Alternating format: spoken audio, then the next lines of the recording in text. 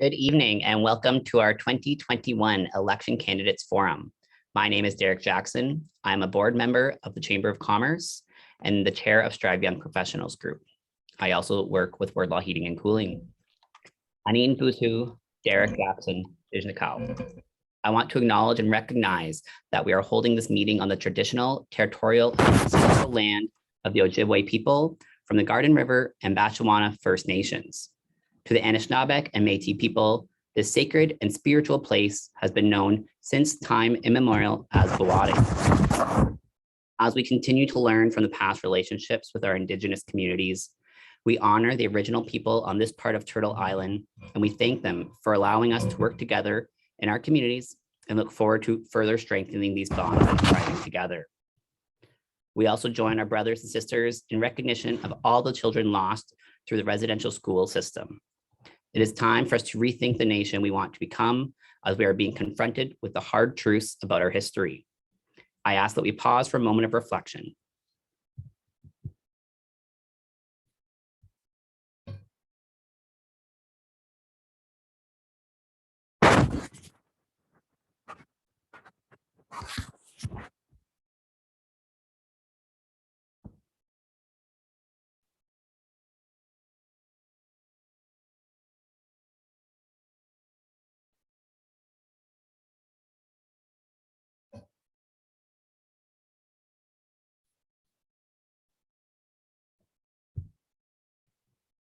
Miigwech, thank you. This election is pivotal for Sault Ste. Marie and Canada, and we hope the forum will assist you in making an informed decision. The Chamber of Commerce, while a nonpartisan organization, recognizes that the impact of public policy on business is the responsibility of all levels of government. I would like to thank Algoma University, who has partnered with the Sault Ste. Marie Chamber of Commerce and Strive Young Professionals Group to help plan tonight's event. Tonight's questions will be posed by Algoma U Political Science and Law and Justice Program students, and I would like to welcome them to tonight's forum. I would also like to thank our candidates for participating and for our local media outlets for joining us this evening. I would also like to take one moment to recognize the fact that we have a democratic right to vote through the sacrifices of our men and women in our military service and those who have fought to uphold the right throughout our history as a nation. It is our responsibility to ensure that every citizen recognizes and exercises this inalienable right and that we encourage participation in the democratic process by all peoples. We are going to move to questions very quickly. However, I would like to run through the format of tonight's forum for the sake of our viewing audience. All four candidates on the ballot for September 20th election were invited to take part tonight. Questions order for the candidates was decided by random draw prior to the broadcast. Similarly, questions in their order were finalized before tonight's recording and prior to the candidates' draw. Questions were derived from multiple sources, including Algoma University's Political Science, Law and Justice Program, the Canadian Chamber of Commerce platform, What It Takes to Grow, Priorities for Canada's Next Parliament, the Ontario Chamber of Commerce platform, Ontario Business Matters, and a various Sault Ste. Marie Chamber of Commerce policy resolutions, a Sault Ste. Marie Chamber of Commerce membership survey, and a Strive Young Professionals Group membership survey. Questions will be by Algoma University students. We will start the forum by allowing each candidate 2 minutes to outline their and their party's election platform. Following the platform presentation, we will move into our question period, moderated by myself. Once a question has been posed, each responding candidate will have 2 minutes to respond. In order to maintain fairness, with each new question, a different candidate will respond first. Questions will be answered by the candidates when invited to do so by myself and in the predetermined order. I will note that in time constraints may prevent us from being able to pose all questions that have been prepared or submitted for today's event. I would like to remind all of a few ground rules. Interrupting candidates who have the mic, profanity, or other remarks deemed unacceptable will not be tolerated. At any point, I may request a candidate to stay on topic. A demonstrated or repeated failure to stay on topic or any language deemed unacceptable will immediately result in the candidate's mic being muted. And we may result in the candidate being asked to remove him or herself from the forum. At the end of the forum, each candidate will have a 2-minute opportunity to provide some closing remarks. At the end of each 2-minute session, there is a 15-minute warning. We would like to thank the candidates who are joining us this evening. Terry Sheehan, Liberal Party of Canada. Sault Ste, Conservative Party of Canada. Marie Morenstrom, New Democratic Party. And Casper Mikowski, People's Party of Canada. We will now open the floor to opening remarks by each candidate. You have 2 minutes each for your opening statements. We are starting with Sault Ste.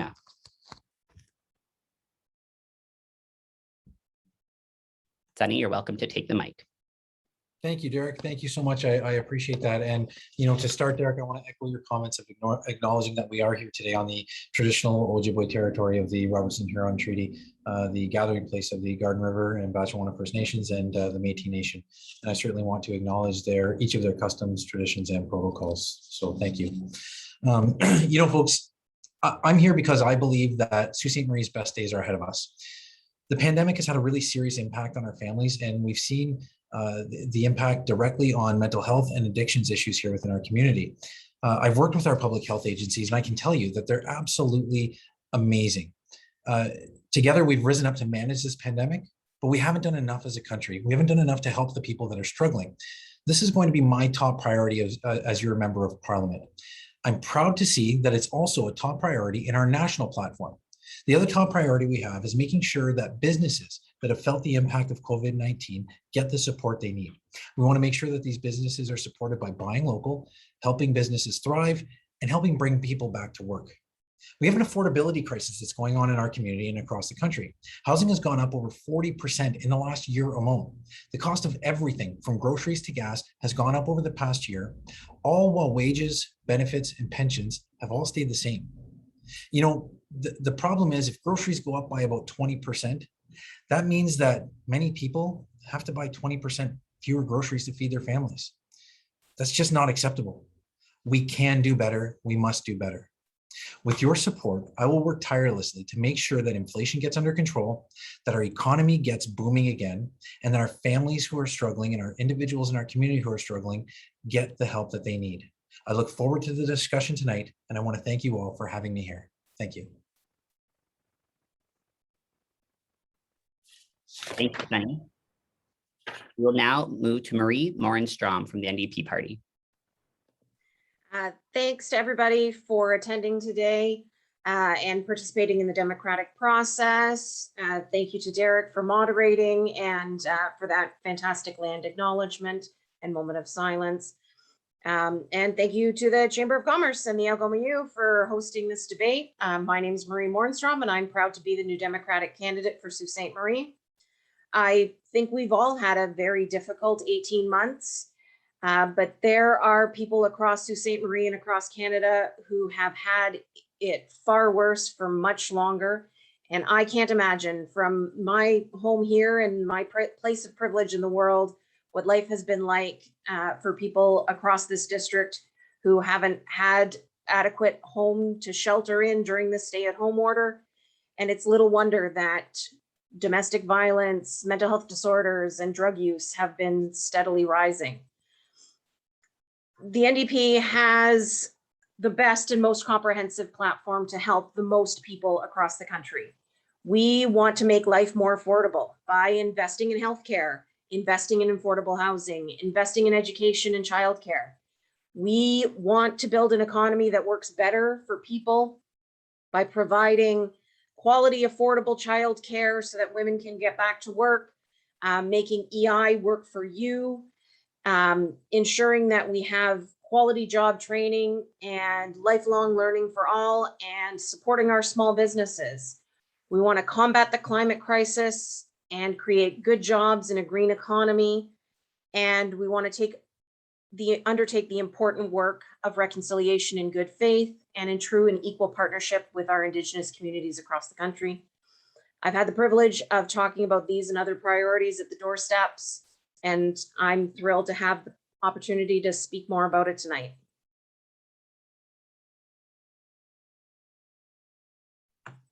Thank you. We'll now move to Terry Sheehan, the Liberal Party of Canada. Thank you very much, Derek, and I truly appreciate the opportunity to engage with my constituents. We've been at the door and on the phones and in different forums, so I really appreciate the opportunity today. And I would like to thank the people from Garden River, Batchewana, the Métis of this area for sharing their land with us. We appreciate everything that you have done in the past, present, and future, and we'll continue on our road to reconciliation in a true nation-to-nation fashion. I'd also like to thank everyone who took part in organizing this forum, and thanks to all the students and professionals who submitted questions to us candidates. My name is Terry Sheehan. I'm the Liberal candidate for Sault Ste. Marie. In this election, I'm running for re-election to continue fighting for you as Sault Ste. Marie's Member of Parliament. I was born and raised in Sault Ste. Marie, and for the past 24 years of my life, I've worked as a school board trustee, city councillor, and member of Parliament to give back to this incredible community. I've also worked in business and economic development all my life. Our Liberal government has championed Sault Ste. Marie since I became your member of Parliament in 2016, and I believe I'm the only candidate with the energy and experience to ensure the Soo continues to get its fair share. You elected me in 2015 and in 2019 to put Sault Ste. Marie back on the map after 10 years of neglect by the Conservatives, and I think we've delivered that. Dozens of businesses and community organizations have created good jobs and prospered, supported by my record-breaking $750 million in federal investments right here in the Soo. To move Sault Ste. Marie forward, I'm prioritizing many goals, including creating and protecting good jobs, fighting climate change, and making a life more affordable, advancing reconciliation with Indigenous peoples, as well as protecting the health of our citizens. This election is about giving you a choice between moving Sault Ste. Marie forward to a more prosperous future or backwards. I stand ready to continue to fight for Sault Ste. Marie's future and move us forward for everyone. Thank you very much. Thank you. We'll now move to Casper Mikowski from the People's Party of Canada. Casper, please unmute. Hi, everyone. My name is Casper Mikowski. I'm the People's Party candidate for Sault Ste. Marie, PPC. Being a young professional and a small business owner, I appreciate having this opportunity to have a discussion on such important issues of our time. And even though time will be limited to address each of these issues, I hope that my perspective and the articulation of my party and its values will add to the conversation. Now, I speak a lot about values, and I kind of go over them over and over again, just because I think they are essential to how we address many of these issues. And we use our values to liberate and illustrate our platform. And we use our values to manage our own individual lives, the lives of our families, and the lives of our community. Values that we embrace in our constitution system, that we embrace in our democracy. So I think that these values that we all should share is the foundation of our legal and political system, and they also serve as the backbone to the Canadian Charter of Rights and Freedoms. They are integral to maintaining a functional relationship between the government and its citizens, and ensuring that the balance of power doesn't become unbalanced. I feel that our current administration has put in place policies that simply don't align to a lot of these values that we share. They essentially disempower and distrust the citizen to make decisions for themselves. They put citizens against each other. And I find that the other parties are also on board with these decisions. And I don't feel the PPC is. I feel that we put our constitution front and center, and then we make our decisions based on those values and constitution from there. It's not an easy thing to do, but it is simple. So I feel that the decisions that we make when we cast our vote, it's going to decide what kind of precedent we set for ourselves and our children and generations to come. So my hope is that I can bring some of these values to light, to the forefront of our decision making, and only through commonality. Thank you. I do want to remind everyone that we do have a 2-minute timer, and we will have to mute at the end of each 2 minutes. With this, we will move into the question period. The questions will be posed by Algoma University students, and we will start with the first responder of Morenstrom. I welcome Angela Trudeau from Algoma University. Bonjour, bidabna kwatmino wagishkwa indigenous cost na mandotum, gadopjing and donjaba. Angela Trudeau Day from Serpent River First Nation, fourth year political science students. And the first question, I believe, is directed to a specific candidate, right, Derek? It is going to be their reason for running. Okay, perfect. The first question I'd like to ask is, why are you running as a candidate in the federal election, and what motivates you to be the representative of Sault Ste. Marie in Ottawa? Miigwech. Thank you, Angela. And we do want to encourage the candidates to respond personally on their reasons. Ms. Morenstrom, we'll start with you. Hi, thank you for that question. I am passionate about advocacy. I've spent the last 4 years, I've been a teacher for almost 20 years, but I've spent the last 4 years working with some of the most vulnerable people in this community, and those are children with special education needs. I work with their teachers, their families, community agencies, and I work to ensure that they have the supports in place that they can learn and grow and participate in their school community. And I am ready to take those skills and start advocating for the citizens of Sault Ste. Marie. I want to have input on how government services that we rely on for support are chosen, how they're funded, and how they're ultimately delivered to Canadians. I think years of cuts to those programs and services have put our Canadian values in jeopardy. We are very proud of our healthcare system and of our social safety net. And I want to make sure that those things that we value most here in Canada are available, that they are high quality, and most importantly, that they are equitably distributed so that everybody who needs them the most gets them and can rely on them from now and into the future.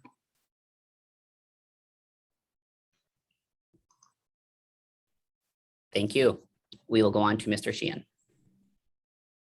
Thank you very much for that question. And I just wanted to say that, the reason why I'm running right now in 2021 is the reason why I ran 24 years ago. As a school board trustee, I was recently, finished at Lake Superior State University, and I saw what was happening. And the Conservatives, I ran for school board, were making cuts. They were doing a number of things that were not in the best interest of Sault Ste. Marie. At the time, there was major outward migration of youth, and I decided that I wanted to stick it out and fight for, not only my right to stay, play, and work in Sault Ste. Marie, but others. And so I ran and put my name on the ballot, and I was successful.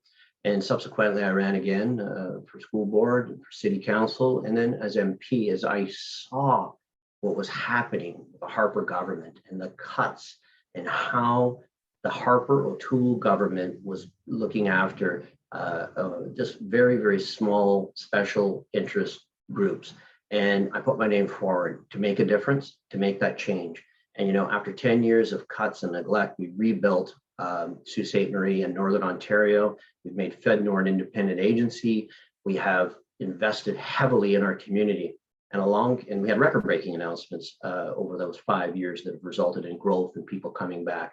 In this last 18 months during this pandemic, my resolve and vigor is even greater. We have done a tremendous job here in the Soo, working as a team, and I'm proud to have led and been part of that team so that we continue to grow. And our programming has made a world of difference, and I've contributed to those changes. I've catered and made it a Sioux-centric recovery, but we have to finish that pandemic. And that's why I'm putting my pandemic fight, and that's why I'm putting my name forward, so we continue to grow and finish this fight. And I'm so proud of everyone, how they're getting vaccinated right now. So let's keep it up. Let's keep the vaccinations going, and let's continue. Thank you, Mr. Sheehan. We are now moved to Mr. Mikowski. Mr. Mikowski, please go ahead and unmute your mic. So I wanted to run in this particular election because there wasn't very much opportunity to articulate the values of our party locally. I'm a member also of the chief executive officer for the association. So I put my name in the ballot thinking if I wouldn't be able to find too many people to represent, I would represent. So I went ahead and did that because I think it's very important to, like I mentioned before, to incorporate these values. I talked about how it's my hope to bring some attention back to the values that I spoke of to make it forefront of our decision-making process. And I talked about precedent. And these values that we all share them. Liberal values is value in liberty. Conservative values is fiscal responsibility. So I feel that the PPC really, I have a home with the PPC in representing these values. And I hope that I could bring light to some of these issues in a different manner. Thank you. Thank you, candidates. Our next question will be asked by Karina Kanini. I'm sorry. We have my first Sorry. one. We're going to go to Sadi Spida. Thanks, Derek. I appreciate it. Yeah. Thank you very much. I appreciate that. Listen, this is a really great question. And the reason I love this question is because everybody needs to find their why. And, you know, if I rewind 20 years and somebody asked me, why are you getting into policing? And the answer was simple, because I want to help people. Because I want to help people in my community and I want to see them thrive. And I did that for 20 years.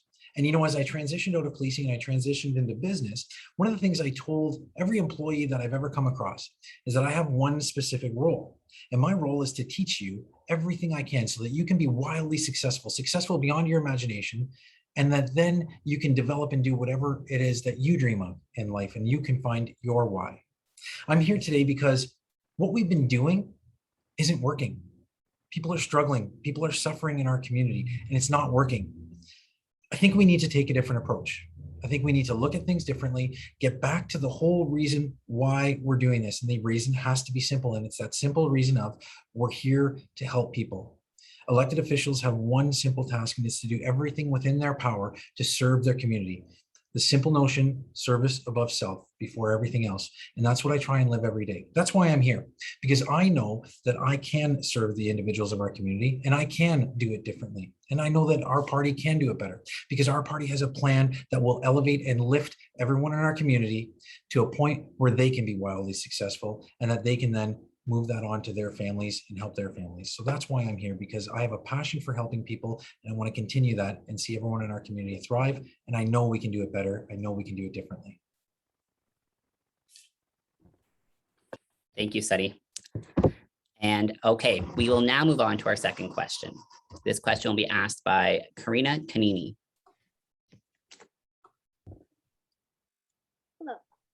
The COVID-19 pandemic has had a tremendous impact on Canadian individuals, families, and businesses.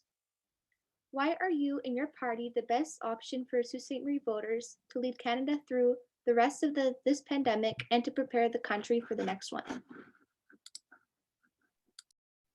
Thank you, Karina. And to start the answers, we will go to Mr. Sheehan. Well, thank you very much for that question. And, you know, I'd like everyone to think for a moment, about 18 months ago, when this pandemic hit, where you were. It was one of the most challenging times that we have seen since, you know, the Great War. We didn't have a vaccine. People were fearful. People felt there was no hope. But as a government, we stepped up to the plate and we worked around the clock, and we were able to get support out to people quickly. We got the CERB out, the wage subsidy, the rent relief, a number of other programming through FedNor, the Regional Recovery Fund, that helped businesses and people stay afloat. We went into long-term care homes, and, you know, it's provincial jurisdiction. We sent the Army, and we found out a whole bunch of things that we needed to take care of, which we are through our pandemic. We helped youth, we helped all of society, but we were neighbors looking after neighbors. And I can tell you that made me so proud. And I was proud to lead that team constantly, every day, working around the clock through great communications, through showing the leadership that was necessary to get us to where we are today. And you know what? We are doing great, but we have to finish this fight. And I am up to it. And I know that we can continue to support each other in a very positive way moving forward. Again, I have the energy and the experience to get this done. And I am committed to doing it. And I know that working with all of us together, everyone, no matter where they're from, will move forward together and we're going to beat this. So yes, I am absolutely positive that, we are going to continue to support each other and we are going to get through this. And I can tell you at the doors, I've heard the positivity of our federal response and how we have gotten people vaccinated and how we've turned. Thank you, Mr. Sheehan. We'll now go on to Mr. Mikowski.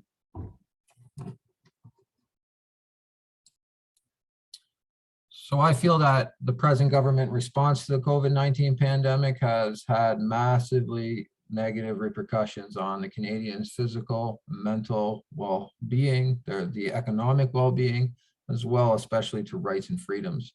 My stance and the stance of the People's Party of Canada is that we simply unequivocally oppose the discrimination, segregation of Canadians based on their own personal medical decisions. We plan to, as a government, promote rational and scientific-based approach to the pandemic that really focuses maximum on industry transparency, that provides simply information to make the citizen make choices based on that information as opposed to being mandated to do so. We want to focus all our efforts on the protection of the most vulnerable in our society. If the pandemic was managed right from the get-go to protect the most vulnerable, a lot of deaths could have been avoided.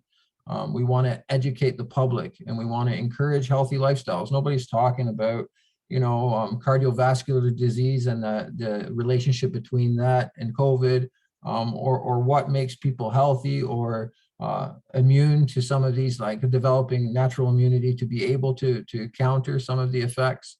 But throughout all that, we always want to guarantee the freedom of Canadians to be fully informed and to make decisions based on that information and based on informed consent. Thank you. Thank you. And our next response will be from Mr. Spina. Thank you, Derek. Since the start of this pandemic, we've seen the rate of unemployment rise in Sault Ste. Marie to record levels. It's over 8% now. It's unacceptable. The reason that our party is the best party to lead the citizens of Sault Ste. Marie is quite simple. It's because we have a plan, and it is the best plan for Canada's recovery. In fact, it is Canada's recovery plan. It's no secret, everybody knows that this current election was unnecessary and unwanted by most. It was called during the fourth wave of a pandemic when we should have been focusing on getting people healthy and keeping people healthy. Instead, we have $600 million spent on an election that wasn't wanted and a government that's borrowing $424 million a day. This is driving up the cost of living. We need a government that will take the economy seriously and take the health of our citizens seriously and move forward. Why is Canada's recovery plan the best plan? Well, I'll tell you, because it includes our jobs surge plan to get people back to work, our rebuild Main Street business plan to get businesses moving again and help businesses who have been struggling. It includes a plan to recognize and help those individuals who are struggling with mental health and addictions issues, which have only worsened during the pandemic, and we have seen just exponential growth in the numbers of people who are suffering. We also are the only party with a proven plan that will address the domestic production of the PPE necessary and vaccines necessary to secure the future in case another pandemic or when another pandemic occurs. Our party has a plan. It is a costed plan. It is a well thought out and comprehensive plan, and it is the right plan to secure our future. It is the right plan for Canadians, and that's why I'm here to support it. Thank you. And we'll next hear from Ms. Morenstrom. The NDP has been pushing for more and continued support to ensure that Canadian families and businesses were able to weather the storm of the first three waves that we've seen.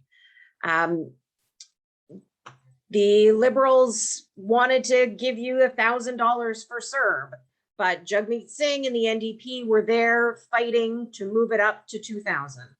The Liberals offered businesses a 10% wage subsidy, but Jagmeet Singh and the NDP were there and fought to move it up to a 75% subsidy. We know this pandemic is not over yet. If anybody has been following what has been going on in Alberta, it is clear what the dangers of a lack of planning and reopening can be. The NDP has a plan to continue to provide support to people and businesses during the fourth wave of this pandemic. And hopefully we do not have a fifth wave. If we are all responsible, we get our vaccines and we are careful. So unlike the Conservatives who have a history of cutting services and the Liberals who are happy to keep those cuts in place when they come into power, the NDP will provide the health services and the agencies the funding that they need to ensure that we are prepared should another pandemic or another crisis arise. So thank you very much. Thank you. Our next question will come from Sheehan Bennett.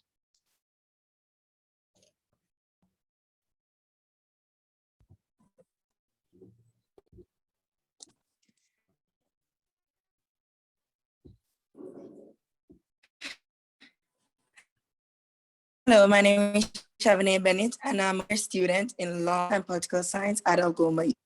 The question on the taxpayer from COVID spending and the debt incurred for future generations to pay. Sheehan, on my end, it was broken up. I am just going to repeat the questions for the candidates. The question from Sheehan is, what will your party do to minimize the impact on taxpayers from COVID spending and debt incurred for future generations to pay? For this question, we are going to start with Casper Mikowski. Thank you for the question. So it's obvious that Canada's finances right now are in a disastrous state. There's a $1 trillion deficit that we just encroached. Prime Minister thinks that fiscal responsibility isn't a priority because of everything else, and I feel that nothing could be further from the truth. That our balance will budget ourselves, that the balance will, the budget will balance itself. Conservatives have also now adapted a liberal philosophy where throwing money at a wide range of social problems is the answer.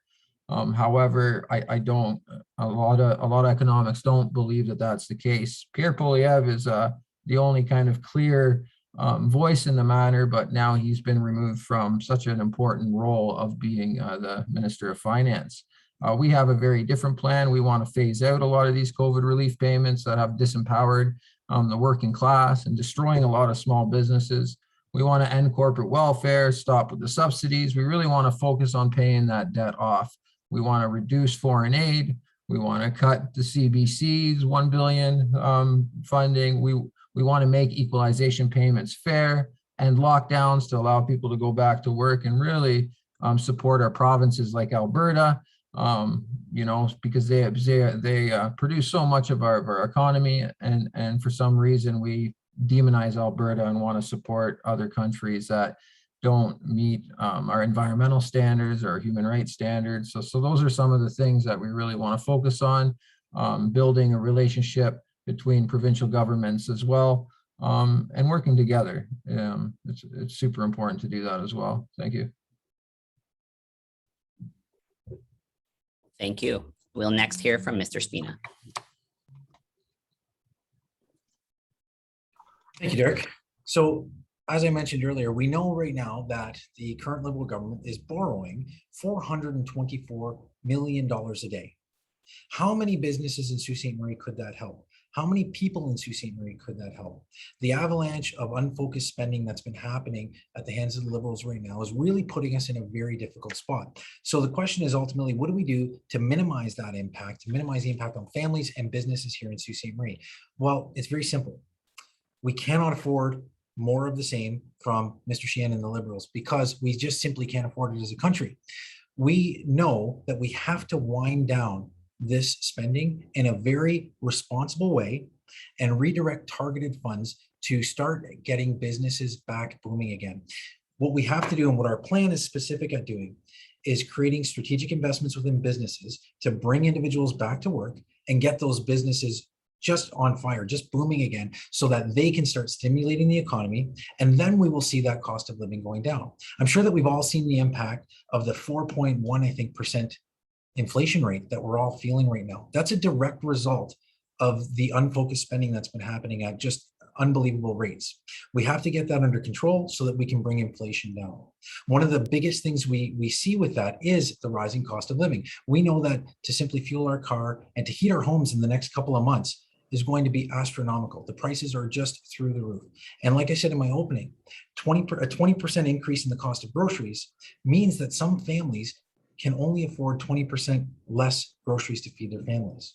We have to minimize it by getting our economy moving, getting people back to work, winding down those payments in a responsible way so that individuals can get back to work, our economy can get moving again, and we have more money coming in as a country than we're borrowing. Thank you. And we'll next hear from Ms. Morenstrom.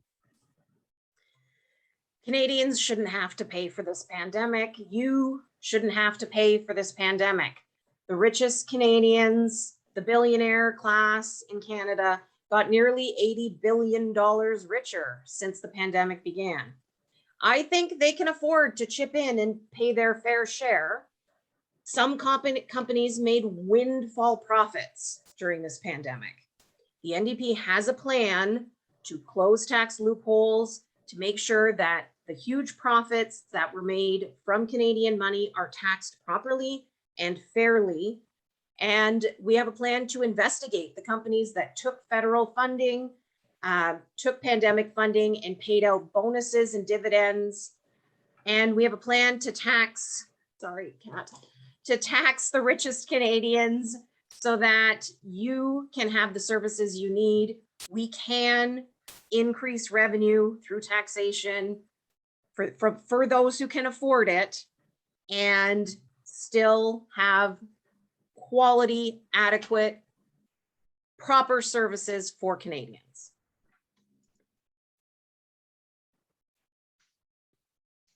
Thank you. And now we'll hear from Mr. Terry Sheehan. Well, thank you very much. In 2015, we promised historic spending on infrastructure to spur on jobs after 10 years of conservative neglect and economic failures. We did it, but we also promised to do middle class tax cuts by asking the 1% to pay just a little bit more, and we did it. We introduced the Canada Child Benefit, which raised 440,000 children out of poverty and is putting more money in the pockets of middle class Suites. We did it.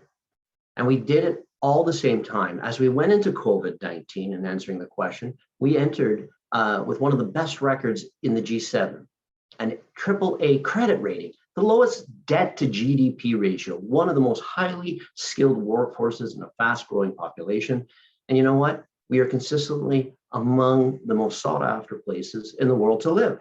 We have done that.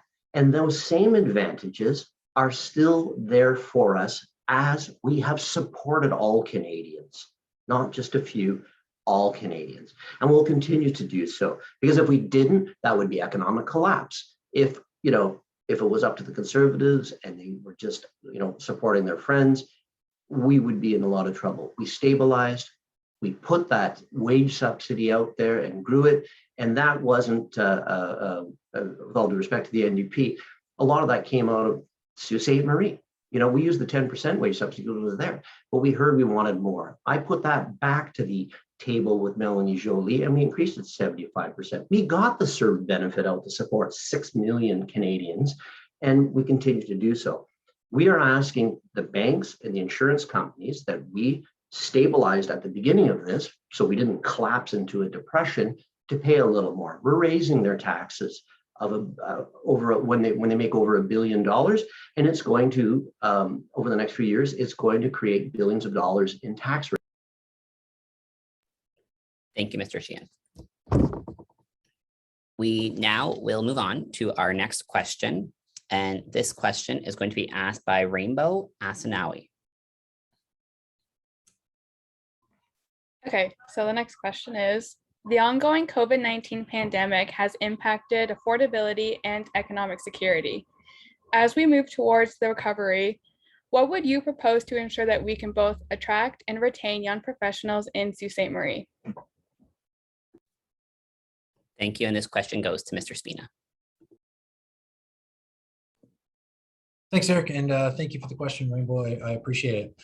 You know, one of the things that we know, and I know this personally, Sault Ste. Marie was built on immigrants coming to the country here. I know my father came here as an immigrant from Italy, and he built a fantastic life for us. He worked hard and built a great life. But that's become difficult. We need to do better. We need to do better to attract the best and brightest from around the world. And we need to streamline the process of recognizing their credentials so that they can come here and work specifically in their field of expertise here in Canada. The worst thing we can do is have someone who's trained as a mechanic having to work a completely different job just because we have put up barriers in place to not recognize their credentials. The other thing that we recognize is that working in Sault Ste. Marie has changed over the last little while. And I'm really excited about this because we have an opportunity before us that we are now open to. People in Sault Ste. Marie are now open to jobs from not just here, but from across Ontario, across Canada, and across the globe, while living here in Sault Ste. Marie and raising their family. This is an incredible opportunity that we have before us. I've met many people at their doors who are actually taking advantage of this now. Sault Ste. Marie is an incredible hub, and we can invest in things like our high-speed internet, our great phone system, and all of our infrastructure here so that we can attract the best and the brightest from around the world, keep them here in our community, and they can have access to jobs from all over the globe. While they're here, they raise their families, and these are the best opportunities. And in my opinion, this is the best community that they can be in to raise their families. I'm happy and excited to have that opportunity to share that with Canadians and with the world so that we can attract the best and brightest here. Thank you. We'll now hear from Marie Morenstrom. We have some amazing young people here in Sault Ste. Marie. I've met countless young people, many of whom I suppose aren't so young anymore, during my teaching career. And I'm so proud that I've been able to encourage them to pursue their passions. And we want them to be able to stay here in the Soo and provide them with an opportunity to innovate right here at home, if that's what they choose to do. The NDP is committed to expanding broadband internet access and ensuring that it is affordable to have high-speed internet and cell phones, even in rural areas, without being gouged. I'm committed to working with Indigenous entrepreneurs to find solutions for accessing capital and scale up, to invest in Indigenous social enterprise projects and entrepreneurship, and pushing to ensure that the federal government prioritizes procurement from Indigenous companies wherever possible. And last but not least, a national pharmacare system.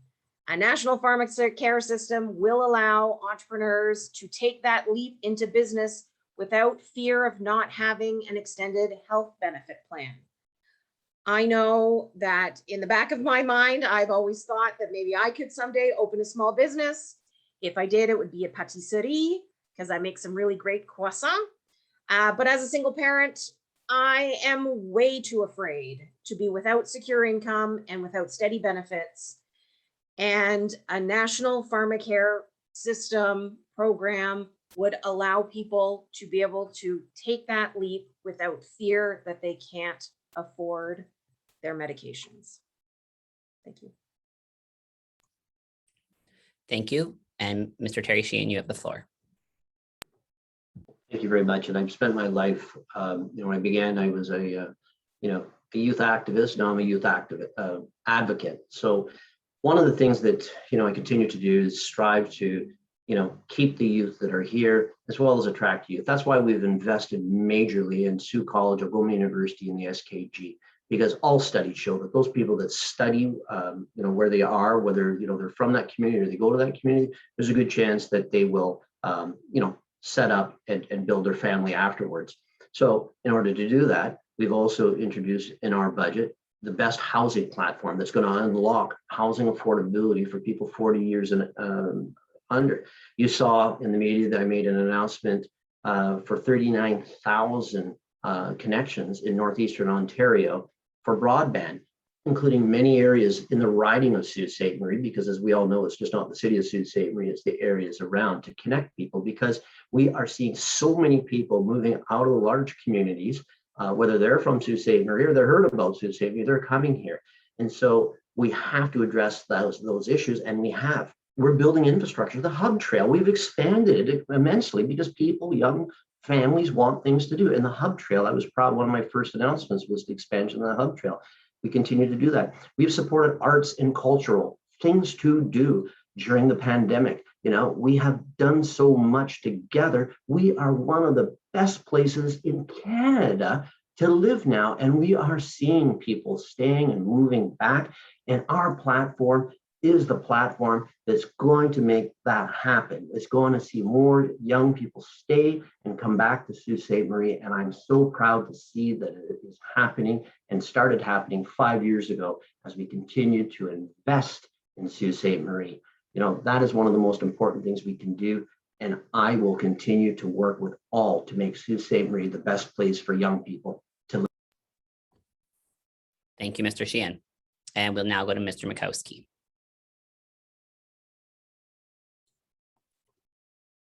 So being also a young professional and remembering my struggles to stay in the area, previously I worked for the provincial government, and I wanted to concentrate my career in environmental sciences for in that type of a field. However, I found myself always struggling, having positions only available on every corner of the globe, but not in my area that I wanted to stay in. So I found myself working in a variety of different places within Ontario and also other provinces. So it was very difficult to gain any experience locally. So that was definitely a challenge for me. And I think that the best way to resolve those kind of challenges is to provide more opportunities for employment locally with provincial and federal government positions. I was a big fan of the park system. There used to be many summer park jobs that were available. However, again, they're starting to be much more limited now. So I would like to see more availability for those types of positions for our youth to establish their careers. I think it's also would be a great idea to innovate more, to have more positions in internships and apprenticeships. I think developing those type of entry-level positions is just a good idea to not only develop skills, but to develop job growth and job availability here. Thank you. Thank you, Mr. Mikowski. We will move on to our next question right away. And next we'll hear from Lexine Williams. Hi, everyone. I am an international student from Jamaica. I'm currently doing a double major in law, political science, and a specialization in international relations. With that said, my question for today is, if elected, how does your government plan to address the inequality of COVID-19 felt by women, as well as other ethnic minority groups? Thank you. Thank you, and we'll start with Ms. Morenstrom. Women, racialized people, disabled people, queer people, all equity-seeking groups have had it especially tough during this pandemic. On top of the fact that they've always faced inequities in our society, they were certainly some of the hardest hit by the pandemic because these are groups that are the least likely to have white-collar jobs where you can work from home. And they are the most likely to live in crowded, substandard housing conditions that has that created some of the biggest harm during the pandemic. And so this pandemic has only highlighted and made those problems that already exist worse. The reality is that Canadian women make 32% less than men, and the gap is even wider for racialized, Indigenous, immigrant women or women who have disabilities. A new Democratic government would prioritize pay equity and put an end to gender-based wage discrimination and require employers to be transparent about pay and implementing and enforcing tough, proactive pay equity legislation and regulations. Racialized people are also way overrepresented in the prison population, and this is especially true of Black and Indigenous Canadians. We want to put a stop to this. We want to put in place a national task force and work with our partners to build a roadmap out of systemic injustice. This is a systemic racial problem, and we need a leader who recognizes that the problem exists and can provide the leadership to make the systemic and fundamental changes that are needed. Thank you. We'll move right into Mr. Terry Sheehan, please. Well, thank you very much for the question, and that's some tremendous studying that you're doing. Very interesting. You know, in 2015, we moved forward with the first gender balanced cabinet, something I fully supported. And within our cabinet to make the decisions, there's a diversity of people from all different places that help us make our decisions as we go forward. We have a very diverse caucus that I'm proud to be a part of. I was part of the pay equity committee that made recommendations for a proactive regime, and I'm glad that we have moved forward with it. Particularly, we have also put in, our election platform, building on the 2020 investment of $149 million to the Women Entrepreneur Strategy to create an ecosystem fund to support, smaller community-led organization and providing mentorship at level for diverse women. We are supporting Black Canadians through the Black Caucus that my friend Craig Fergus, that was part of a Zoom through Algoma University, is a leader who is fabulous. There's a fund there as well. There are many things that we have done, but there are many more things that we need to do. And we just need to take a look at all our decisions through a diversity lens. And that's what our government has, committed to doing. No matter what the cabinet is, what the idea is, what the situation, it has to be with gender equity, it has to be with diversity. And that's what we're committed to doing. And I'm proud to be part of a government that will do that and continue to support LGBTQ2 peoples as well with a number of initiatives. And we're putting money where our mouth is too as well. We got to keep working together, because what we have seen throughout the United States and Canada is not acceptable, especially on the social media. And we have. Thank you. We'll now go to Casper Mikowski. So it's important to have equity, absolutely. However, how to influence that equity should be well thought out. So myself and the values of the PPC, we appreciate the equality of opportunity as opposed to the equality of outcome. We don't think that there should be any kind of manipulation of fairness across the map to change the value or change the amount of fairness of the outcome. So, for example, Mr. Sheehan had indicated that he was very proud that he selected equal cabinet members. We believe that the best qualified position and the best qualified people should be enacted to those roles, regardless if they're Black, if they're Native, if they're men, if they're women. It should be an equality of opportunity, and then based on that, because as soon as you try to influence the decision based on a color spectrum or any kind of other type of recognition, it's just at that point it becomes unfair. So for example, for women, there isn't the same type of equality of opportunity when a woman, say, has a 5-year-old, a 3-year-old, and a newborn. That puts her out of the workforce for almost 10 years. So we believe that equalizing that opportunity by enhancing our childcare services would provide that equality of opportunity, and that way there would be equality. So that's our perspective on how to apply equality across its population. Thank you.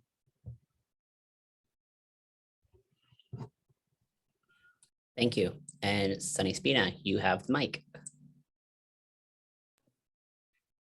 Thank you, Derek. I appreciate it. Thank you very much.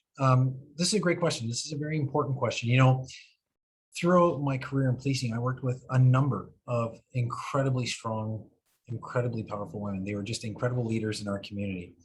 And one of the challenges they did have was childcare. And, you know, it's different when people aren't working a 9-to-5 job. When you're working a job that's, you know, 4 days on, 4 days off, 2 days, 2 nights, it's very difficult to find appropriate childcare. So our plan is great when it comes to childcare. It gives parents the latitude they need, and mothers in particular, the latitude they need to make the decisions for their own childcare. So it can help them get back into the workforce faster, easier, and give them the peace of mind that their child is taken care of while they're getting back into the workforce. We recognize in our plan directly that women and young people and ethnic groups have been hit harder and displaced more in the workplace because of COVID-19. We address that issue specifically in our jobs surge plan, which is exactly the plan on how we're going to get people back to work and into the workforce. One of the other things that we see is the rising cost of housing. We need people to have good, safe, affordable housing, because if they can't start at that fundamental base, they can't go out and look for a job. So our plan addresses that by banning foreign investment, and in fact, encouraging anyone from a foreign country who wants to invest in housing in Canada to invest in safe, affordable rental housing for those individuals. So we have a lot of things that we're going to put in place to make sure that we help, in particular, women and ethnic groups get into the workforce and recover faster from COVID. One of the things we certainly will not do is stand in front and push very strong women aside. Women like Miss Wilson-Raybould, Miss Philpott, and Miss Cesar Chavez. We will not push those women aside. We will not silence them. We will champion them and have them come forward to be champions from other women across our country. Thank you. We are going to shift gears a little bit here with the questioning. Our next question is from Isaac Withers.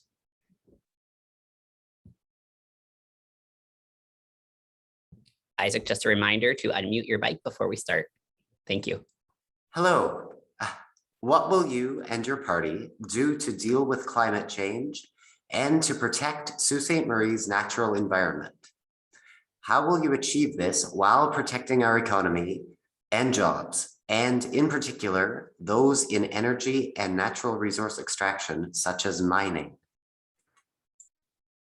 Thank you, Isaac. And Mr. Terry Sheehan, you are first to respond. Thank you very much for that question, Isaac. And the Liberals have the best record on climate change. We have done more for climate change than any other previous government. And our plan going forward will continue us down this path of fighting climate change. It is probably the greatest existential threat for the long term. And we know it. We all know it. I have spent my life working, fighting climate change. As a city councillor, I was on the Green Committee, put forward a resolution with Mr. Steve Butlin on making Sault Ste. Marie an alternative energy capital of Canada. And becoming MP, we have supported a number of these alternative energy projects, which are creating jobs. This platform will continue down that path, because you can fight climate change and create jobs and maintain jobs. Look at our Algoma Steel investment of $420 million that will anchor Algoma Steel in for generations and fight climate change. It's unclear again whether or not the other parties are going to support that or not. And it's going to create 500 construction jobs, 600 co-ops, 75 STEM jobs, while fighting climate change. It's like taking 1 million cars off the road. And we're doing it right here in Sault Ste. Marie. And we have a plan for training, retraining people to make sure that they have the jobs of today and jobs of tomorrow. It's very, very well done. We're going to be fighting for the Clean Water Agency, which is going to create tons of jobs here and millions of dollars. It's part of our platform, but not part of the other party's platform. The former Green Party leader of BC endorsed our platform. Scientists and climate change experts have endorsed our platform, and we're creating jobs. Sault Ste. Marie is in a great position to benefit from our platform for growth today and in the future. Thank you very much for that question. Thank you very much. Next to speak on this issue is Casper Mikowski. Hi, Isaac, nice seeing you again and addressing this question further. So as I mentioned, I pursued a career in natural resources, environmental sciences for a majority of my life, but I was also a public servant for natural resource sector in a variety of different roles for almost 15 years. I worked for the Ministry of Environment, Ministry of Natural Resources, Ontario Parks, private resource sector. So I always had a deep commitment to the protection of natural environment and spreading the message of the importance of preserving it. So I know the PPC has a controversial stance on climate change, and I'll do my best to articulate that. But like I mentioned before, there needs to be a distinction between the efforts of conserving and protecting our environment or the ecological systems and biodiversity, our lands and waters, than our carbon inputs that we put in the atmosphere. These concepts are not the same. So the biggest issue for me, the PPC, is really the emotional response that we have developed for an issue and a complete unattachment to the other issues. So a rational response needs to be our focus, and we need to really focus on environmental issues that we can work on today, like species degradation and all sorts of other issues. But what we really need to focus on is locally to chunk the problem that are directly caused by our own development and mitigate those impacts on different ecological systems, whether that be focusing on energy corridors that affect woodland caribou populations or water dam impacts on local fisheries. These are the problems that we can really focus on in our environment, and focusing on just carbon inputs it's just difficult. One last thing I'd like to mention is that we are leaders in this type of management of our resources, and we shouldn't be penalizing Alberta. We should be looking at a whole global concept, since it is a global problem, and really looking at carbon inputs as a metric instead of as a issue. Thank you. Thank you. Mr. Spina, the mic is yours. Thank you, Derek. Protecting the environment is something that is incredibly important to me. I spend the vast majority of my life outside. I spend it, in rivers, in the woods, on the roads. I spend it everywhere outside. Protecting the environment is my top priority when I'm out there. It's something that I enjoy every day, and I know the people of our community enjoy. I mean, look where we live. It's just absolutely incredible, and it is something we have to look after. Justin Trudeau, Terry Sheehan, they've had 6 years of planning. And after 6 years of planning, we would expect that there'd be some improvement. Well, there hasn't been. In fact, we have the worst record in the G7 for emissions reductions, the absolute worst record in the G7. That is just simply not acceptable. Canada's Conservatives have a plan. Aaron O'Toole has a plan to combat climate change. This plan is very detailed and very specific. First of all, we recognize that Canada's energy sector is the best in the world. It is the most ethical and environmentally safe produced energy in the world. We have to be a leader around the world to help other countries like China get away from burning coal, which creates emissions that cross borders and pollute our atmosphere. Canada can be a leader, and we can help those communities do that. In doing this, we have a number of approaches. First, we have our low carbon savings account. What this means is that instead of a carbon tax, which is on top of another tax that every citizen has to pay and increases our cost of living, your carbon footprint dollars will go into a savings account in your name. Then you can decide how to spend those funds to make life greener for you. Whether that is buying energy efficient appliances, putting new windows in your home, or simply buying a new bicycle for active transportation to reduce your carbon footprint. The next thing we're going to do is require 30% of light duty vehicles on the road to be zero emissions through electric or hydrogen power by 2030. We have a specific commitment to climate change and to addressing this issue. I look forward to doing it with you. Thank you. Ms. Marie Morenstrom. We need to be world leaders in climate, both in word and in deed. The reason Mr. Sheehan can claim that the Liberals have the best record on climate change of any other Canadian government is because the only other option is the previous Conservative government. And we all know that that caucus isn't even in agreement that climate change is real. So I don't necessarily trust that the Conservative plan will be able to be enacted.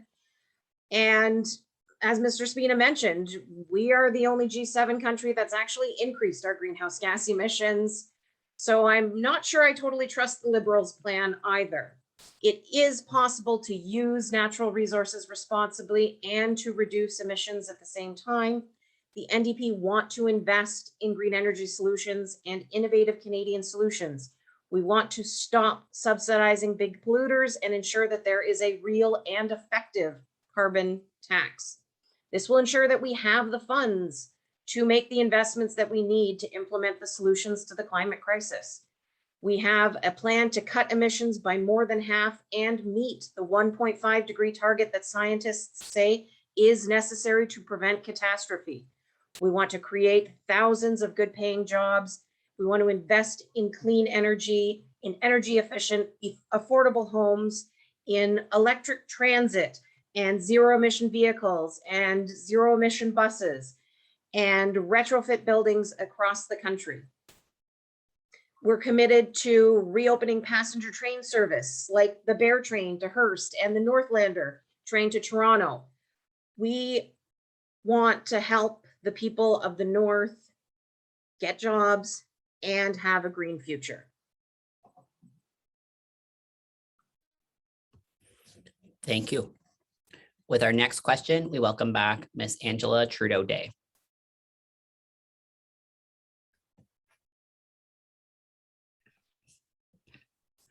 Miigwech for that.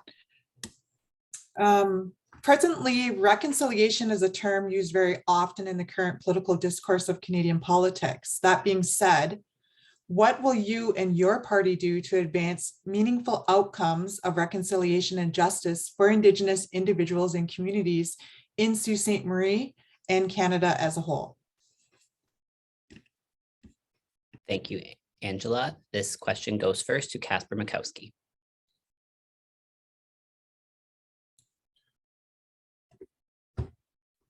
So I hope that the development of the PPC party can at least shine a different perspective and light to some of the issues that haven't been addressed by previous parties. And I hope to bring it back to the beginning. First and foremost, of course, we need to listen to people that have a direct emotional, spiritual connection to the issues, and provide them roles in the decision-making process. We can't change history, but at the very least, we can get it right. So I think that that's very important to start with, and then to include people that are keenly aware to the problem at hand. One thing that that I'm proud of my party in addressing is to take a really hard look at the outdated Indian Act. The name itself shows you how outdated it really is, how it has not been reformed, has not been looked at. And the act itself is a very discriminatory piece of legislation that segregates individuals, it classifies them, it separates them not only in the eyes of the law, in the eyes of politics, but even in the eyes of the citizens. It controls every aspect of Indigenous people's lives, how they live, where they live, what activities they can participate in. It simply needs to be looked at, whether it be amended, abolished, whatever have you. It definitely has to be on our radar. And for some reason, none of the other parties have been talking about this. So I feel that as a government, we have the ability to look at legislation that has been outdated, that has not been efficient, that has not been treating people fairly, and to come up with a solution in that regards. Thank you.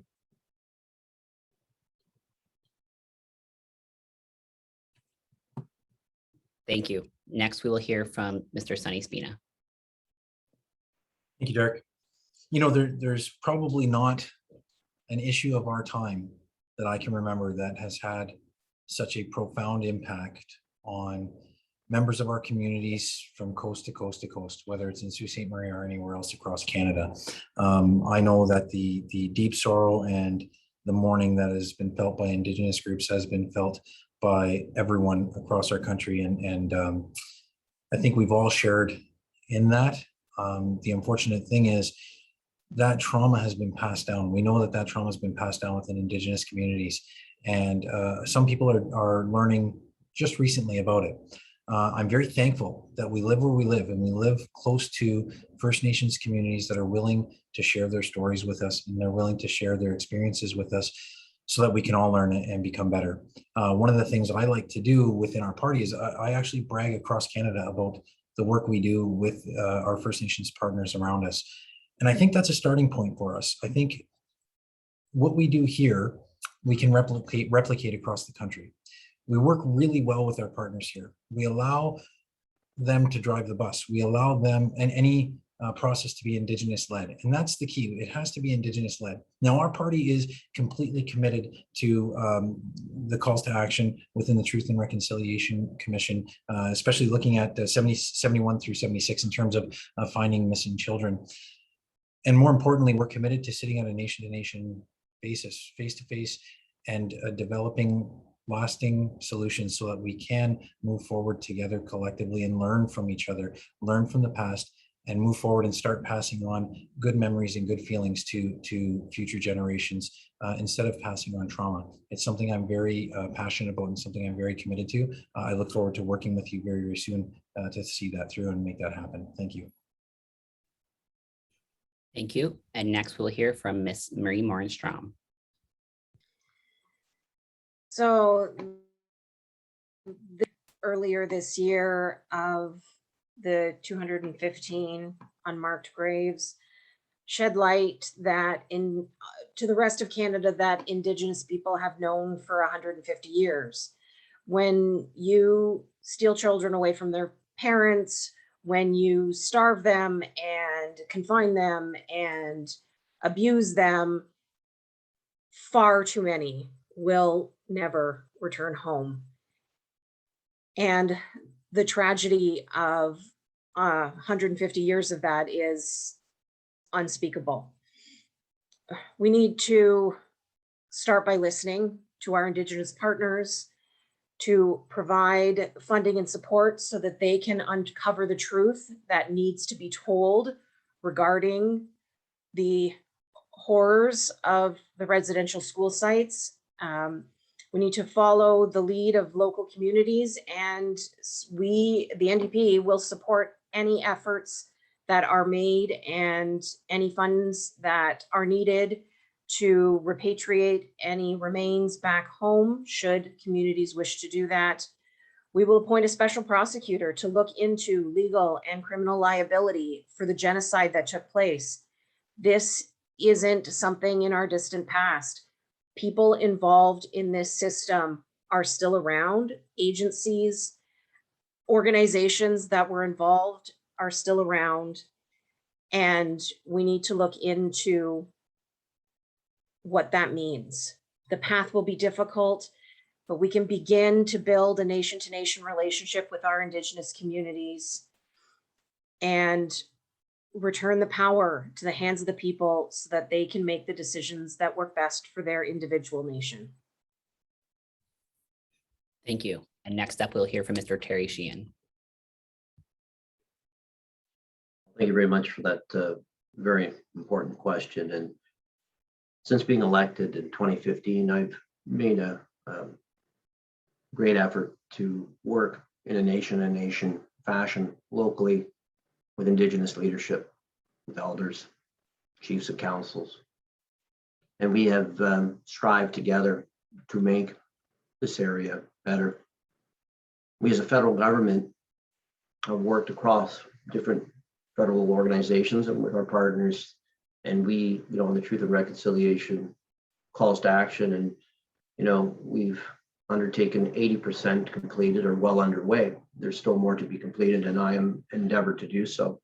But I remember the story that I've told about being at Algoma University and sitting in the classroom before I was MP and listening to Chief Murray Sinclair, and he was going through the Truth and Reconciliation, and a student, Indigenous student from Algoma University, asked, where do we begin? And he said, with education. And I was proud to work with the survivors and their children on putting together the Anishinaabe Discovery Center, the Shinwap Kinagabi, which is sitting in Sault Ste. Marie, a beautiful place of learning, of education, of truth and healing. So when the Prime Minister came to town, I wanted to bring him there to show it to him, but also to provide that opportunity for Indigenous voices to be heard. I made that promise to be your voice in Ottawa, not Ottawa's voice in this suit. And we undertook a great deal. Locally, we have fixed 50-year-old water problems in Garden River, invested millions of dollars in fixing uranium in the water up at Gooley Mission. We've done in Canada a great number of boil and water advisories that we have fixed. We are committed to continuing to do more.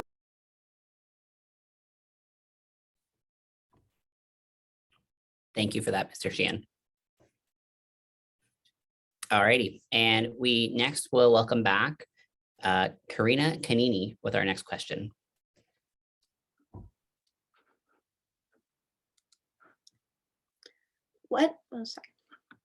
Canadians want a government that is accountable, transparent, representative, and effective.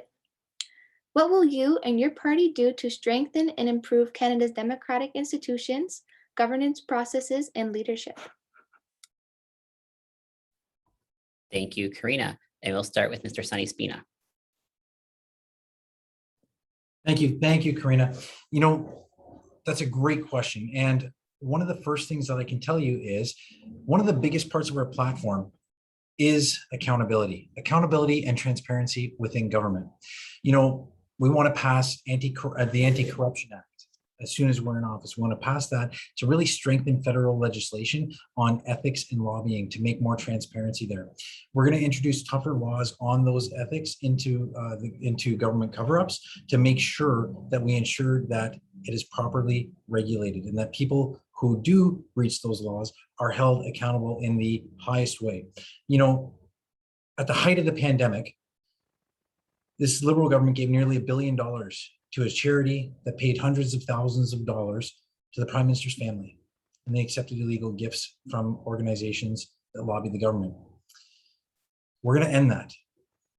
We're going to put an end to all of that and ensure that there are actual penalties for violations of the Conflict of Interest Act, and that we ensure that any unethical behavior is faced with those strict penalties. We want to increase fines for those breaches to a maximum of $500 for a first and a maximum of $50,000 to deter unethical behavior. So it's really important that we put these in to make sure that the people we trust to lead us are deserving of that trust. And that when they falter, we hold them accountable to the highest standards, because as an elected official, so much more is expected of you.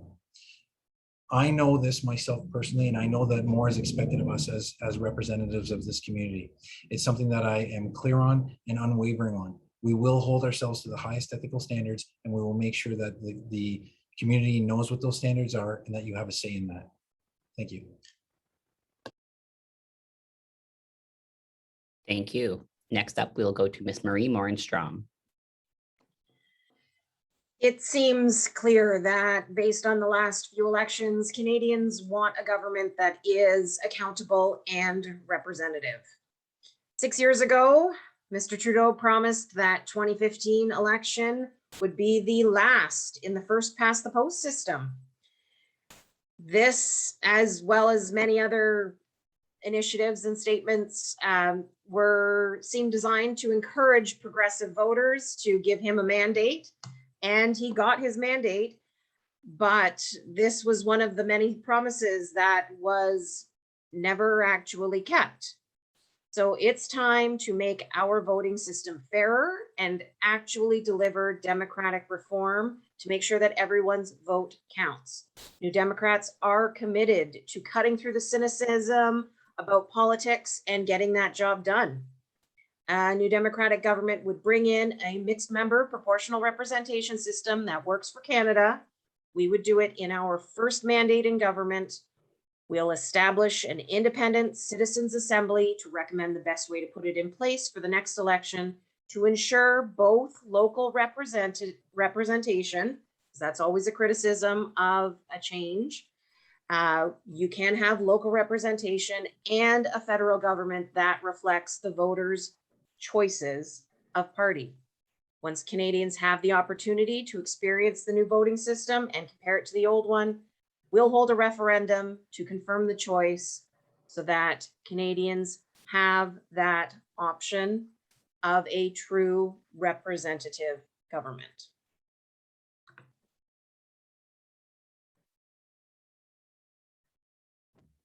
Thank you. And we'll move next to Mr. Terry Sheehan. Well, thank you for that very important question. And I've spent my life, as you know, in the last 24 years at different levels of government, as well as being a political scientist myself and having studied it. So this is absolutely critically important to me.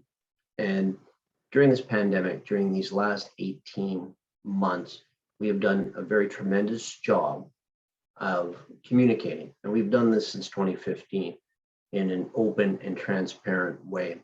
And this has led to why Canada is leading the world in our vaccine efforts, why we're leading the way in our recovery effort. We're at 92% job recovery as opposed to the United States at 75%. Our vaccine rates, as we know, are 85, 75%. Other areas are not, and you're seeing the surging fourth waves and such. The federal government has done that by communicating in different ways, whether it's the Prime Minister communicating daily or cabinet ministers through Zoom, or back and forth, where you're standing in front, just like this forum, and taking questions from people. Any questions they want that they can answer. And that is how open and transparency is. It's about having that unfettered access to information. I have done that here locally. I had the largest teleconference town hall in, I believe, history. We invited 18,000 people on a teleconference. They could ask any question, and we answered questions. We do our mailouts, our emails, our phone calls. And that is how we get better, is when you make yourself accessible to the public through forums. We did at the Chamber of Commerce, stakeholder engagements all the time. That's where we got ideas for the 75% wage subsidy and changing the rent relief. It was through the. Thank you, Mr. Sheehan. We will next go to Mr. Casper Mikowski. So thank you for the question. I do appreciate the question and the merits of it. I couldn't agree more. I do like the sounds of accountability. I do like the sounds of government keeping their promises. I like how that sounds. However, I'm not seeing a lot of it. Creating more legislation to keep the government accountable, it's also a nice thought, but we shouldn't need to reinvent the wheel. Government institutions have been around for a long time, and there's certain doctrines and certain constitutional documents that maintain the balance of power between government and the citizen. So we don't necessarily need to create more. It would be a good idea to at least comply with the ones that are in place and fully comply with them. The Charter of Rights and Freedoms isn't to manage society, it's to manage the relationship that government has with society. For some reason, over the past 16 months, we've seen unprecedented levels of doctrines in this charter not being honored by the government. I think it's super important to keep this front and center, to have discussion about the merits of it, and to understand why this is happening. And for trust to be, to maintain and to stay, it's important to really keep this type of legislation front and center, and to not forget what we already have in place instead of developing new legislation to try to manage something that's already been established. Thank you. Thank you. We now will welcome back Chevanay Bennett with our next question. Okay. So while healthcare is a provincial jurisdiction, they're also affected by federal funding, tax plans, and oversight.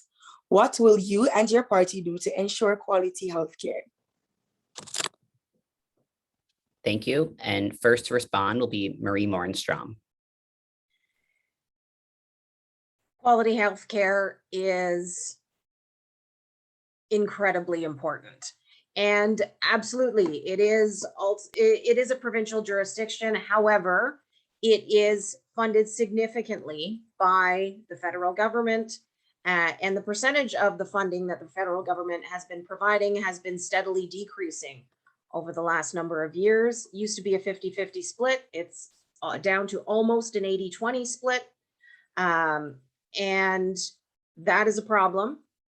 The NDP has a comprehensive plan to ensure that we have a true universal healthcare system. Canadians are very proud of their healthcare system, and they should be proud, but it can be better. It can be a lot better. A national Pharmacare system, a universal Pharmacare system, would allow people to get access to medications even if they don't have job benefits. We have a two-tiered system right now. We have a system where if you have a good job and you have benefits, you can pay for medication. If you do not, you're in trouble. If you have a chronic disease, you could end up paying thousands of dollars. You could end up not being able to afford your medication and having to ration medication. We need a national Pharmacare plan. We need a plan for mental health care. We need a plan for dental care. The NDP has a plan to ensure that every Canadian can get health care, can get mental health care, and can get dental care, regardless of whether or not you have job benefits.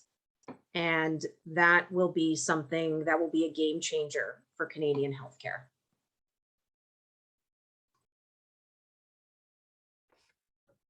Thank you for that. We'll now move to Mr. Terry Sheehan. Well, thank you for that question. And during the pandemic, the federal government has invested 8 out of every $10. And a lot of it has went to our healthcare system and providing PPEs, free vaccines, and a number of other things. We also recognize that our healthcare system needs to be strengthened further. That's why we are committed to investing $6 billion on top of the $4 billion already committed to support the elimination of healthcare wait lists. Because we know what happened during the pandemic is that a lot of people were pushed down the line. So those lists really grew. So we're taking immediate action to address that, to help the provinces get rid of the wait times of the wait list. We're also investing $3.2 billion to the provinces and territories for the hiring of 7,500 doctors, nurses, and nurse practitioners. We're investing $400 million over 4 years to build up the growing demand for virtual care too as well that has grown. We're investing billions of dollars in mental health care because we've seen how much that has been affected and shone a light on it during this pandemic with a dedicated Canada mental health care transfer. We're going to support hiring and training 50,000 PSD, personal support workers that were just so important during this pandemic and we're so short of. And we're going to raise their minimum wage to $25 because we saw how important they were in our long-term care homes or in our parents' home, providing that kind of healthcare and assistance to our seniors who are some of our most precious resources that we know of. We have a huge plan to continue to strengthen healthcare. We stood up for healthcare during the pandemic. Thank you, Mr. Sheehan. We will now go on to Mr. Casper Mikowski. So after listening to Mr. Terry Sheehan, he had indicated a lot of zeros for the price of healthcare. Canada is known throughout the world for having a socialized healthcare system based on the Canadian tax dollar. However, there's a lot of Western countries that have a hybridized type of healthcare system that I think should be considered due to the fact that it really increases innovation and it increases efficiency. Right now, when there's no relationship towards the services and towards the amount of money, then we just lose quality and the price goes up. It's a simple economic system, especially when we don't have any input what something costs. Another consideration is that the federal government is responsible for supplementing the provinces with transfer payments. At that point, governments might complain, provincial governments, that we didn't receive enough transfer payments to implement a bundle of initiatives. So there's always this kind of blame game going on and no accountability for where money's spent. The federal government will impose certain types of conditions to acquire these transfer payments. So there really isn't accountability.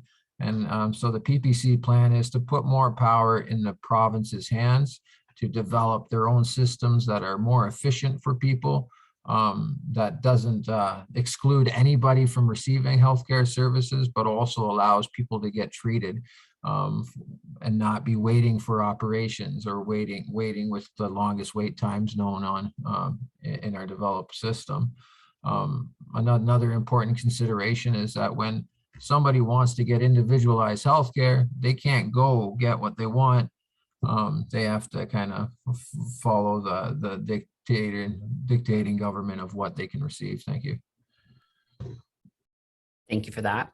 And our next to respond is Mr. Sunny Spina. Thank you, Derek. This is important. So I can tell you firsthand, I've worked with a number of healthcare providers in Sault Ste. Marie. They're incredible. I've spent more time in our hospital and healthcare facilities here than I can remember. And the staff in there are just amazing. Every day they give tirelessly of themselves, and they work endlessly to help people who come in. They're feeling it. They're feeling the burnout, and we have to do everything we can to support those individuals. We have to support them so that quite literally they can take care of the rest of us. Canada's Conservatives have a plan. We have a comprehensive plan for healthcare, and it includes transfer payments to provinces, and it includes increasing those transfer payments to the provinces by at least 6% annually.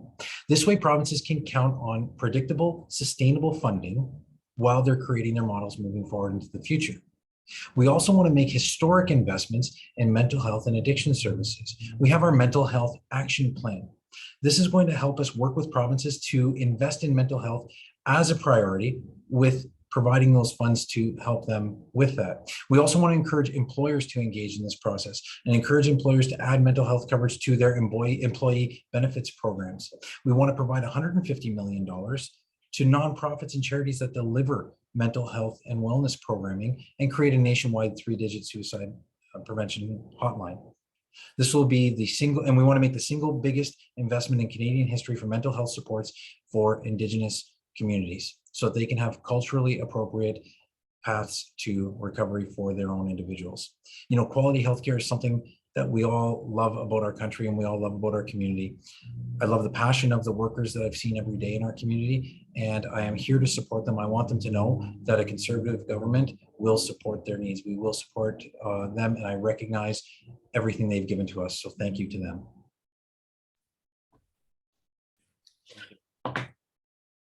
I would like to thank all of these students from Algoma University for posing the questions. We are going to move into closing statements now. For the closing statement period, we will go in the reverse order of opening statements, which means we'll be starting with Mr. Casper Mikowski.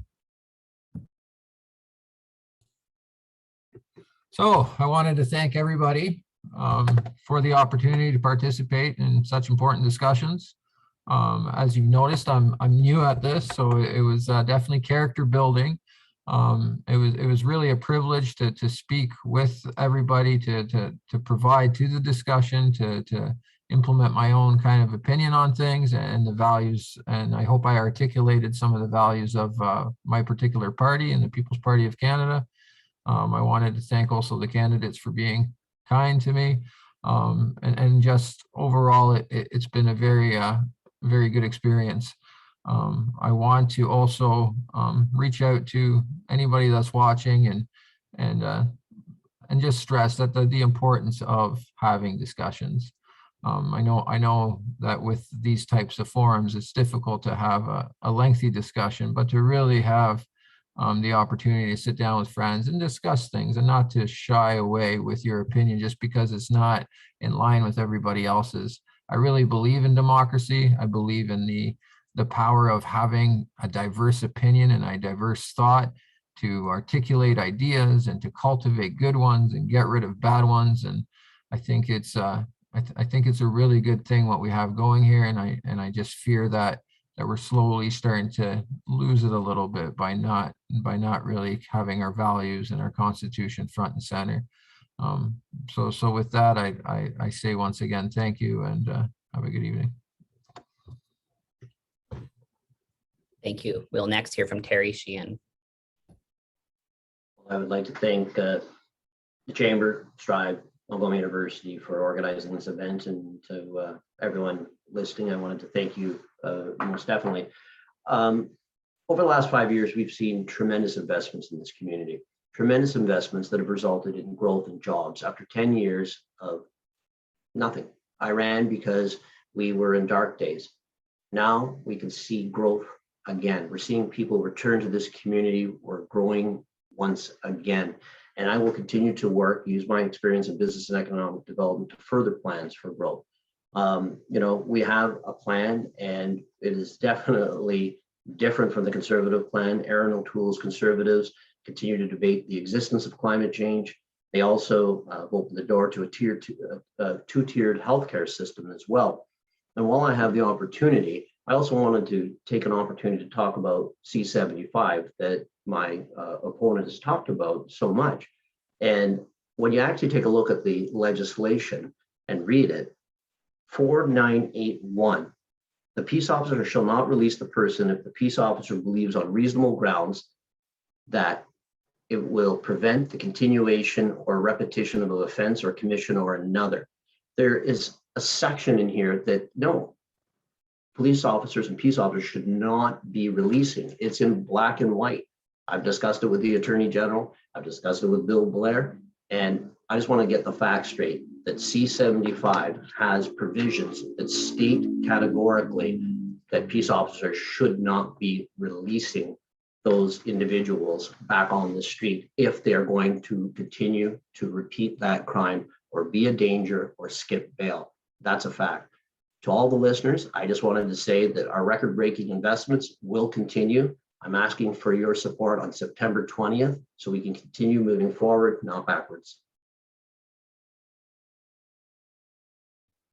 Thank you. And we'll next hear from Ms. Marie Morenstrom. Thank you to everybody for coming out and participating in this.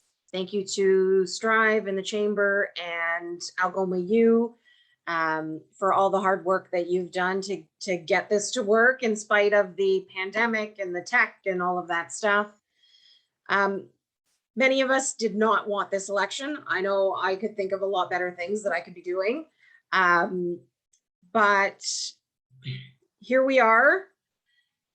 I think that Mr. Trudeau was hoping to kind of fly under the radar and hoping that you'd give him a majority government so that he could enact whatever legislation he wanted without the, I guess, annoyance of opposition.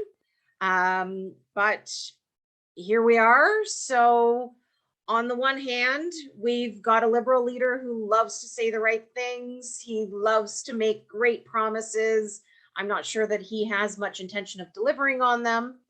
And on the other hand, we've got a Conservative leader who is trying to convince you that his party is gung-ho into the 21st century, but the majority of his caucus do not agree with him on key social issues. So after 6 years of broken Liberal promises and 10 years of Conservative cuts before that, don't you want somebody who is real, who doesn't answer to the powerful and is ready to fight for you? I know I am. I think we can make different choices. If you want a different result, you've got to make a different choice. And I am that different choice. I want nothing more than to work and advocate for the citizens of Sault Ste. Marie, especially those citizens who don't have a voice or the ability to advocate for themselves. So on September 20th, please consider electing me as your MP to represent you. Thank you. And we'll hear last from Mr. Sonny Spina. Thank you, Derek. You know, everyone, I am excited. I'm excited because in less than 5 days, in 4 days, we have a chance. We have a chance to change things. We have a chance to move forward in a better way. We have a chance for Canada's recovery plan. So in Canada's recovery plan, we have our job surge plan, which will recover 1 million jobs that we've lost during the COVID-19 pandemic within 1 year. And in fact, we're going to target the hardest hit industries to make sure that we get people back to work faster. We're going to do that by winding down COVID benefits responsibly and bringing it in to support businesses so they can bring people back to work faster at a 2-to-1 ratio or more. We're going to give everyone a GST holiday this December on all purchases you make at a bricks and mortar store right here in Sault Ste. Marie to help get our economy booming again. With our Rebuild Main Street business plan, small businesses are going to receive the support they need from their government. They're going to receive loans of up to $200,000 with 25% forgivable. And we're going to have individuals ready, willing, and able to invest their dollars into small businesses so you can start your salon, a restaurant, or anything that is in your imagination to help our community grow. We also have our Dine and Discover program, our Dine and Discover Canada, where you're going to get tax credits for dining out right here in Sault Ste. Marie to support our economy, and up to $1,000 a person for traveling and experiencing Canada. What could be better than being within our own country and getting our own economy booming again? Now, with that, we're full of compassion. We recognize that people are struggling with addictions, and we're going to make historic investments to make 50 new facilities and 1,000 new beds across Canada, as well as investing $1 billion into First Nation communities to have culturally appropriate addictions treatment facilities so everyone has a timely path to recovery. We're going to make massive strides towards reconciliation, and we're going to help young Canadians and seniors get ahead. Folks, Canada's recovery plan is on its way. With your support on Monday, we'll get things moving. Let's get to work. Thank you. Thank you. Thank you to all the candidates. On behalf of Sault Ste. Marie Chamber of Commerce, Strive Young Professionals Group, and Algoma University, I'd like to thank our candidates for taking part in tonight's panel. We wish each of you the best in the remaining campaign period. Regardless of the outcome, we thank you for willingly committing to take up representation in our community and in Ottawa. We know that this decision that each of you have made was weighed carefully before assuming candidacy. I would like to once again thank the Algoma University and its Political Science and Law and Justice program for their input in tonight's event and their assistance in the development of the questions. Canada faces some significant challenges right now and in the years ahead, but make no mistake, we also have no shortage of opportunities. With that in mind, our leadership in Ottawa are going to have some significant responsibilities, and they are going to make decisions that are going to impact every Canadian for many years to come. We encourage you to exercise your right and your voice, be heard, and make sure you take part in this election on September 20th. Thank you all. Good night.